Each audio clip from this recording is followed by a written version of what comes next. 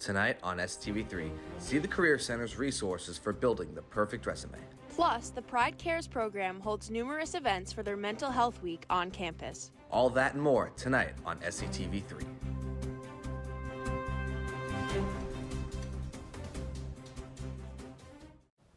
Hello and welcome back to another edition of SCTV3 Weekly News. I'm River Mitchell. And I'm Kaitlyn Kupiec. Thank you for joining us. We start tonight with a closer look at some of the resources available at the Career Center. For students on campus that hope to get a job or internship over the summer, a stellar resume is a big step towards sticking out to employers. The Career Center offers one-on-one work for students who want to edit the content, format, and style of their current resume.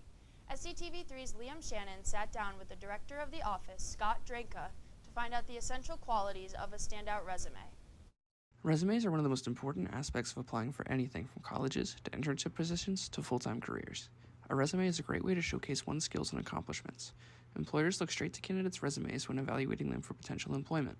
Lucky for students at Springfield College, the Career Center offers great resources for helping students create and update their resumes throughout their time here and beyond. When a student is constructing a resume, what are employers looking for and what should really be on that resume? Topics and categories on a resume a student could definitely have on there. Could be an objective, which is optional, but sometimes students will put an objective. Definitely their education section, that should be at the top of the top part of their resume after their contact information, because that's the most vital thing that you're working for right now, the earned degree, Right. or degree in progress. That shows your focus and conviction. That is essentially your full-time job without having a full-time declared outside job. Right. After that should be related experience. Those are internships, and employers want to see multiple internships. A lot of conversations, a lot of door openers that happen as a result of internships. Then they could have a section of additional jobs or additional experience. Those are maybe the summer jobs or the camp jobs or something that might not be directly involved with that student's major, like your direct and then your other or semi-direct and Right. other, making different categorical areas. After talking to Scott, I was curious to hear from the perspective of a student who has used the resources that the Career Center provide to create a resume of his own. I needed a resume to get made, and I'm unfamiliar with the making of resumes, you could say. So I heard about the Career Center. I heard it was a good tool to utilize. So popped in there, got some help from a pro, you could say, and I got a nice little resume created. Definitely useful. I have an outline of a resume now, and I can keep building off of that. And then they're also helpful in giving me a little folder with some additional tools that I could use when building similar things in the future. It is clear that the Career Center is a great resource for all students on campus looking to prepare themselves for a career. From education to summer jobs, Scott and his staff can help you build the perfect resume. Reporting for SCTV3, I'm Liam Shannon. The Career Center is offering numerous programs for the spring semester, including a 2-day workshop of guidance on skills like interviewing, which starts on February 13th. They are also hosting another workshop on managing your budget on March 4th via Zoom. Resume appointments can be made anytime through PrideNet or Handshake. Over the weekend, the Pride Dance Team hosted their 10th annual showcase. The Pride Dance Team is a club sports team split up into a game day team and a competition team. Both squads joined together to deliver a stellar showcase in the Fuller Arts Center on Friday night and Saturday afternoon. The show consisted of 2 acts of 26 dance feature songs like Mr. Worldwide by Pitbull.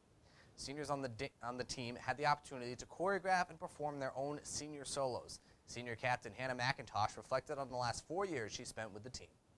It's been the best thing that I've experienced since coming to Springfield. It's where I've met all of my friends. It's where I've met 2 of my roommates who I'm living with for the next 2 years as well. All of the girls on the team in every year that I've been on the team have been my best friends.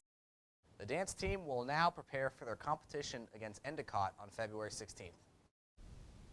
The Campus Activity Board held yet another exciting event this past Monday for students on campus, hosting a sports and pop culture trivia night in the Union. Students from all grades on campus enjoyed some food and took on their friends in some competitive trivia. The questions mainly focused on the upcoming Super Bowl and were heavily centered around the topic of sports and other pop culture events. Students formed teams and worked together to try and beat other groups around the Union. The winner of the trivia won a party for the big game, catered by CAB. If you are interested in more events held on campus, check out CAB's Instagram account at SCPrideCAB. As a part of their spring semester programs, the Career Center held a picture day and a business card blitz in the Campus Union last Friday. Springfield College students cleaned up nicely as free and professional headshots were taken in the Union Rotunda. Then they headed down to the Career Center and used their new photos for business cards. The event was in an effort to encourage students to network. The business cards were then printed and students were given a case to hold all of the copies they received. For those who are able to create new batches of cards, you can show them off at the Alumni Networking event on February 27th in the Dodge Room. With the spring semester now in full swing, the housing selection process for next year is looming for students. Emails have started to be sent to student inboxes about the latest information on housing selection.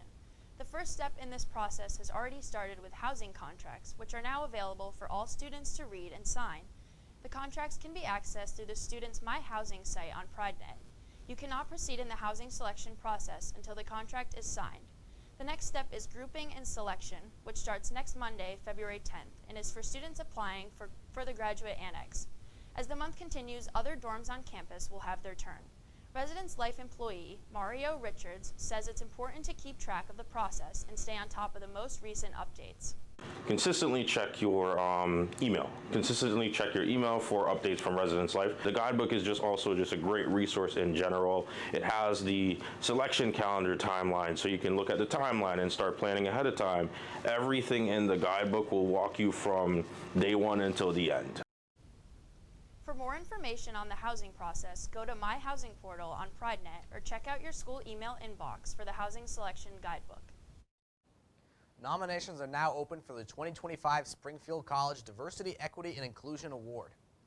This award recognizes a community member who has demonstrated a strong commitment to fostering inclusion and belonging on campus. The recipient of the award can be anyone from a faculty member, staff, or a student. The winner will be honored in the annual Martin Luther King Jr. Lecture on March 3rd, and their names will be added to the plaque housed in the Campus Union. The nomination deadline has been extended to tomorrow, February 7th. You can find the nomination form in your email. Emma Bynes is over in Studio B with a look ahead to this week's forecast and some national weather headlines. Emma, what's the forecast looking like? Well, Kaitlyn, it looks like Puxatawny Phil's prediction was right this year. You can expect to see snow throughout the week. This week is ending a little bit warmer with highs in the mid-30s tomorrow and Saturday. However, Sunday morning we could receive between 3 and 6 inches of snow. A quick break from the snow occurs on Monday despite the temperature remaining below freezing. Tuesday, Wednesday, and Thursday all are expecting scattered snow showers. Luckily, minimal snow should accumulate throughout these storms. Highs land around 30 degrees to end the week, with lows remaining in the mid-teens. We now move to some national weather headlines. California continues to be subjected to natural disasters after the destructive wildfires last month. This time, torrential downpours and flooding have affected the northern part of the state.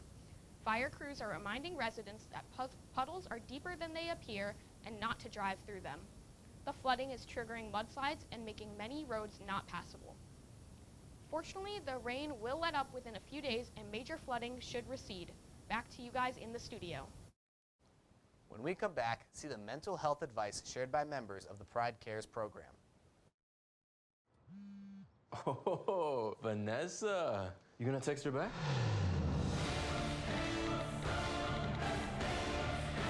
Nope. I'm high. I'm gonna hit the treadmill. You're already making good decisions when you're high. We need to go meet the guys. I'm lit. Can you drive? Nope. I'm high. How about they come over? Where? Don't make an exception when it comes to driving. If you feel different, you drive different.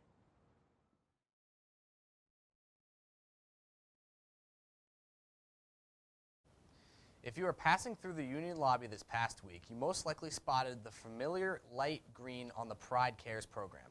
As a part of their mental health week, they held small gatherings for students. Sam McGilpin swung by to see how the group was spreading positive mental health practices. This week here at Springfield College marked Student Advocates Mental Health Week.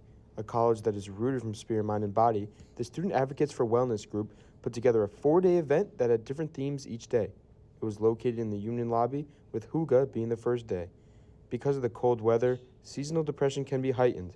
Student advocate Sophie Sars talked about what exactly hygge is. Well, today is all about hygge. Hygge is basically an idea of feeling like warm and cozy in the wintertime. It's basically, in shorter terms, like embracing the winter. A lot of people have a tough time in the winter because it's cold and there's not as many things to do, but it's kind of embracing that like warm feeling. This could literally be like laying in bed with a bunch of blankets on, or it could be like going to Cheney with friends. It's just anything that kind of fills your cup in the wintertime.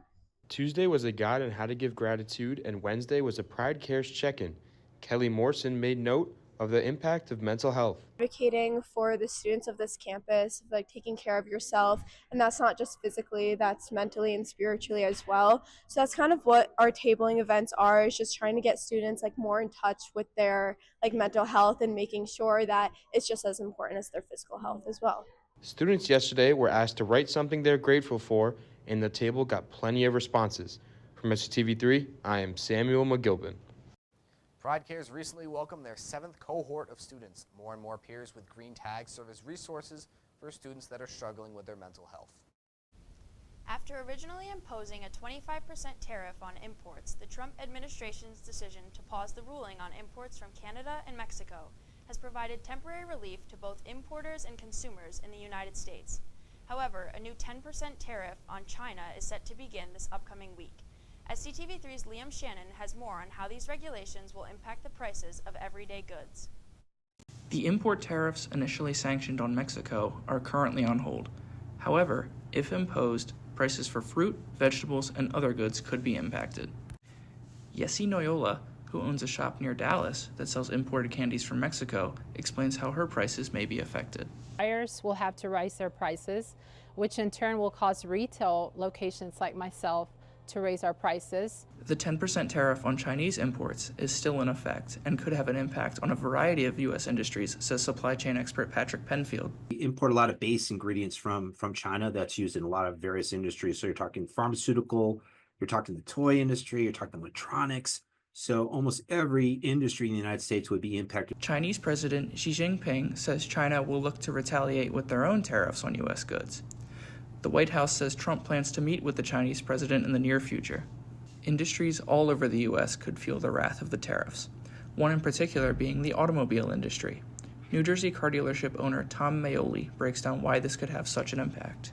Not just the vehicles, it's the parts that go in the vehicles, and those parts come from all over the world. And as those tariffs come in, depending on where those parts come from, it's going to impact every vehicle, SUVs, cars, hybrids. The gas that powers those cars could also be due for an increase, as the U.S. imports oil from Canada. An upholding of the 25% Canadian import tariff could lead to higher prices at the pump. Reporting for SCTV3, I'm Liam Shannon. While China has responded with proposed tariffs on U.S. coal and crude oil, they would not come into force until February 10th, giving the countries time to make a deal. President Trump said yesterday that he was in, quote, no rush, end quote, to speak to Chinese President Xi Jinping. Recent federal plans to remove the, quote, sensitive locations, end quote, policy for immigration enforcement has caught the attention of local immigration groups. Michigan's chapter of the American Civil Liberties Union released a letter this past week stating that, quote, all children should feel safe going to school and all parents should feel safe sending their kids to school, end quote. SCTV3's Morgan Barbosa has more on the story. On Wednesday, the Michigan chapter of the American Civil Liberties Union partnered with the Michigan Immigrant Rights Center to share a letter they sent to Michigan school districts that detailed how to protect and support children's legal rights while they are on campus. We can't change the fact that teachers now have to worry that ICE will burst into their classrooms to drag children away. Attorneys with the ACLU say the new policy of allowing immigration agents to conduct operations on previously safe places like schools, school playgrounds, or bus stops push them to provide additional resources for support. But what we can do and have done is make sure that schools know what the law is and how to do everything they can to keep children out of harm's way when they come to school. One way of doing that is by making sure students know their rights, what they do and do not have to say if they are being questioned by immigration agents. In a separate move, the Michigan chapter of the Council on American-Islam Relations just released new videos that explain the information in Arabic. Chair Michigan Executive Director Dawood Walid says the decision to create the videos was essential. People in our community need to be empowered with information, because without having a lack of information, people don't know their rights, and that leads to fear and hysteria. This comes less than 2 weeks after Michigan Attorney General Dana Nessel joined a multi-state lawsuit against the executive order impacting birthright citizenship, arguing that children denied automatic citizenship will live under a constant threat of deportation. Those behind the letters say their hope is that the community will support their fellow neighbors and empower them to ask for help. If educators take the steps outlined in our letter, more kids will feel safe enough to attend and learn more, and parents will feel that their schools are a safe place to send their children. Reporting for SCTV3, I'm Morgan Barbosa. This new policy has caused hundreds of people to gather outside of the Michigan Capitol on Wednesday to protest against the recent developments. With Super Bowl 59 just under 72 hours away, significant preparations are ongoing in New Orleans to ensure a safe experience for everyone in attendance. Officials from far and wide are involved in the process and realize the added pressure to safety hosts the event after a tragic attack in the city on New Year's Day. SCTV3's Tucker Paquette has more. As New Orleans prepares to host Super Bowl 59 on Sunday, the city has beefed up security and is making sure they are ready to hold a safe event. In the aftermath of the attack on New Year's Day, there is an intense focus on ensuring that the city and the Caesars Superdome are ready to be the home of one of the largest events on the sports calendar. When the 125,000 or so fans expected to attend the big game arrive, they will instantly be met with intense security checks. Police, local officials, and organizers want to be certain that nothing potentially harmful enters the stadium. Bags or containers larger than 4.5 inches by 6.5 inches, which is basically the size of a lady's clutch, are subject to search by law enforcement prior to entering the enhanced security zone. There will be thousands of law enforcement officials working during the Super Bowl, including the presence of snipers and other agents from the FBI and Secret Service. Bomb-sniffing dogs will be employed too, as New Orleans aims for everyone to be able to enjoy the game without incident. People come here, have a memorable experience, that they'll be able to go home and be able to appreciate the fact that this city not only welcomes people and takes care of them on their worst days, but also allows them to come back and to be safe. As Sunday's 6:30 kickoff looms, the plan is for New Orleans to deliver a safe, worry-free atmosphere to all those who traveled far and opened their wallets wide to watch the NFL's biggest game. Reporting for SCTV3, I'm Tucker Paquette. At the time of this broadcast, no viable threats on New Orleans or the Super Bowl have been issued. After the break, Dante Iafredi has you covered with all Pride sports news on SCTV3 Sports Extra.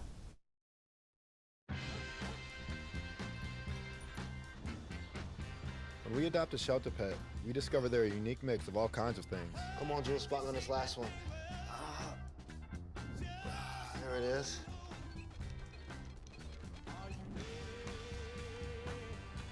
Keep going with it. Leo. They're a little bit of a lot of things, but they're all pure love.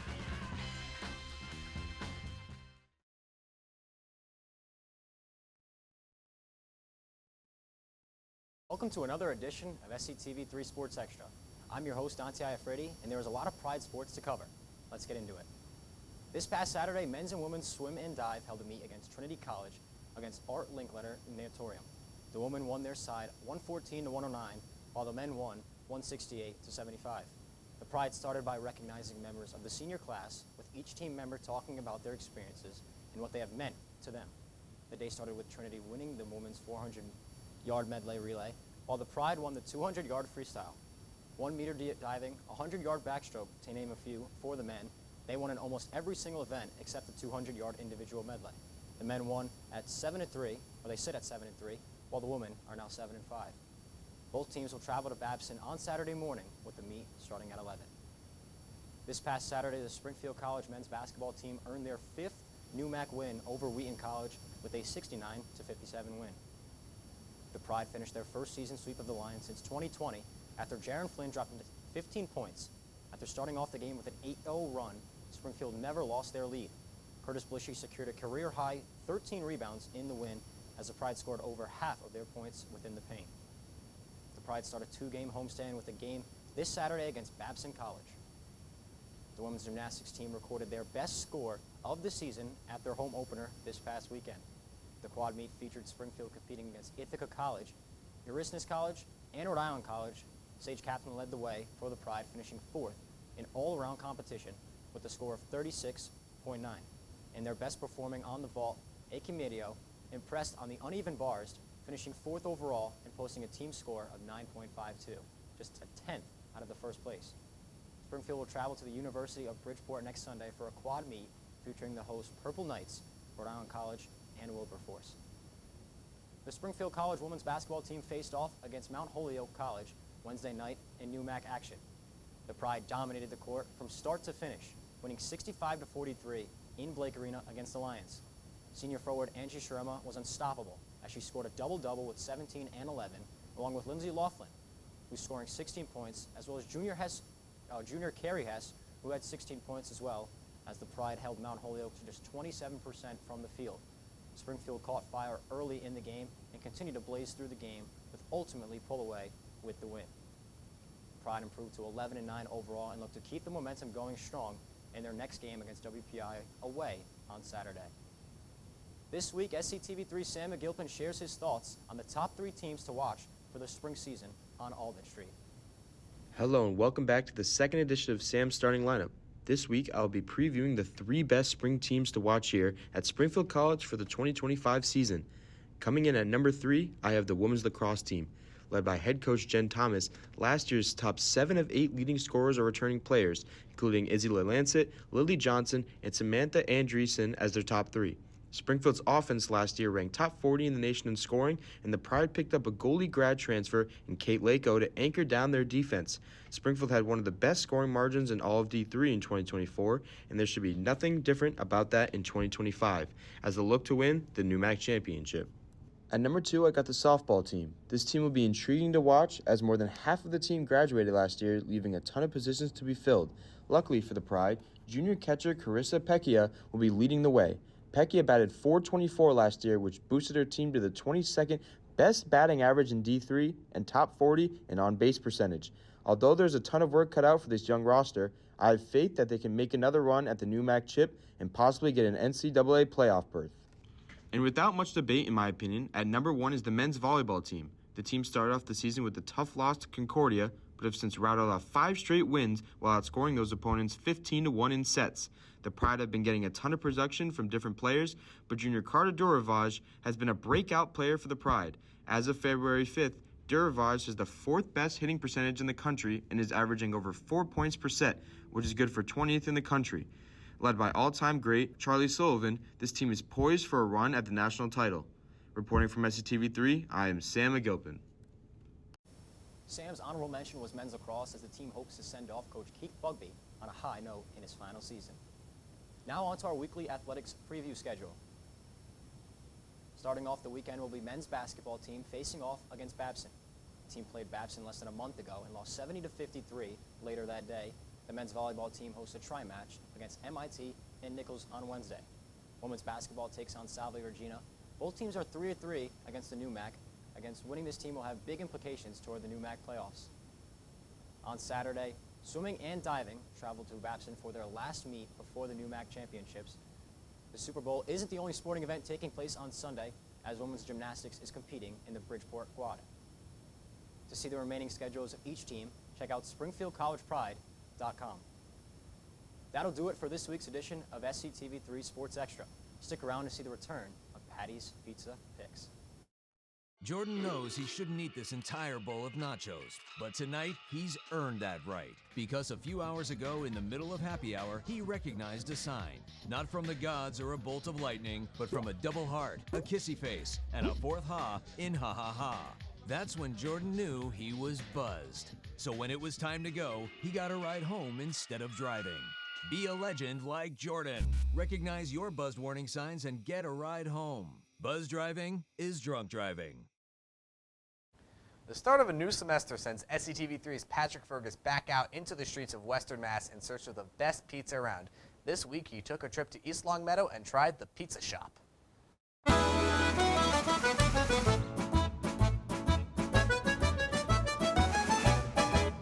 Took a bit of a trip over to East Longmeadow, the pizza shop. Let's head inside. It was a large space with a nice main dining area and a bar through the doorway. There was an extended whiteboard with a ton of local sketches and artwork, and picturesque Italian paintings. The service was relaxed and friendly, but the menu was missing Old Reliable, the personal pie. I opted for the medium, which was the usual 12 inches, but with the added price. The slices came out quickly, but didn't come with much going for them. So first off, we have a good amount of cheese on this slice. But the real iceberg of this ship was the crust. Really sticks out to me though is the crust is extremely chewy. Very, very light. I'm a guy that likes some crisp on my dough. The undercooked crust torpedoes the pizza shop's score, landing at 2.5 stars. Now looking at the updated power rankings, the pizza shop at 2.5 stars takes the final spot in the top 10, bumping out Wild Olive Pizzeria. Reporting for SCTV3, I'm Pizza Pat. That'll do it for this week's newscast. Thank you for joining us. If you've missed our previous shows, check out every broadcast and story on our YouTube channel, SCTV3, and make sure to tune in next time. Same time. Same place.